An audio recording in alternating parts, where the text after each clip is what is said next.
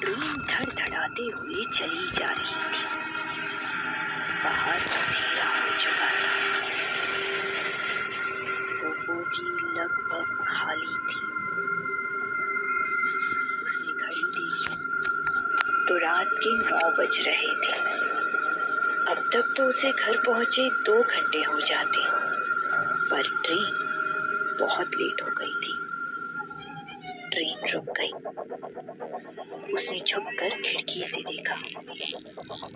कोई छोटा मोटा स्टेशन था, पर चाय तो मिल ही जाएगी।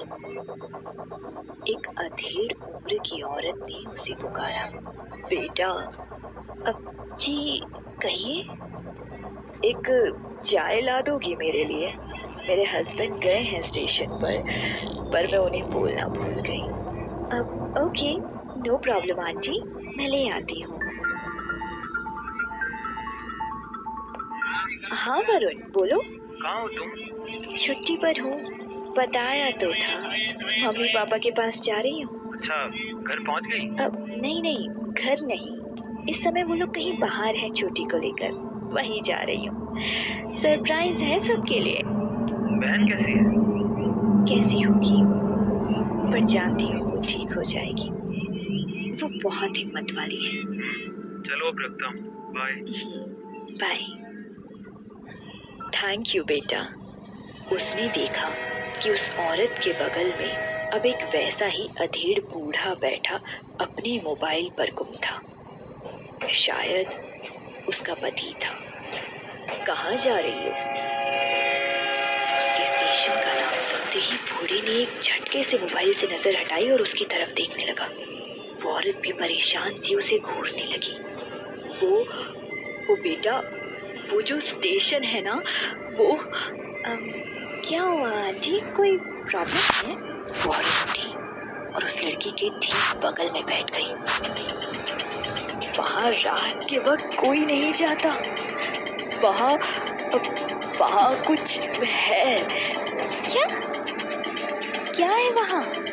पता नहीं बेटा, कई मौतें हो चुकी हैं वहाँ, रात के ही समय।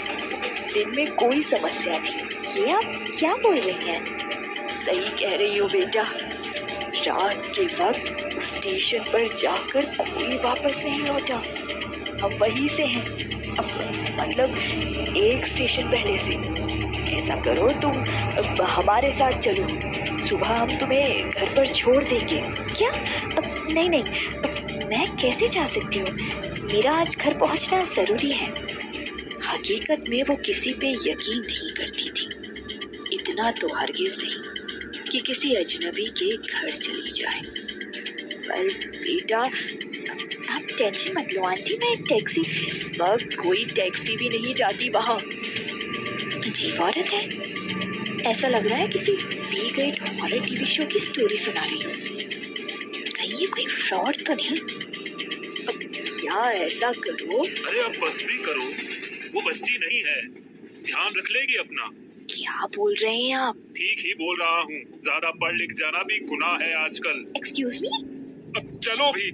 लड़की को उस बूढ़े आदमी का पर्सनल कमेंट खटक गया था। वो उठकर ट्रेन की गेट के पास चली गई और वहीं खड़ी रही। लगभग 9:45 बजे उन पति पत्नी का स्टेशन आ गया। उस औरत ने एक और बेचैन नजर उस लड़की पर डाली, जिसने जानबूझकर उससे नजरें नहीं मिलाई। अब अगले स्टेशन पर उस लड़की को उतरना था, पर काश उसने उस औरत की बात मान ली होती।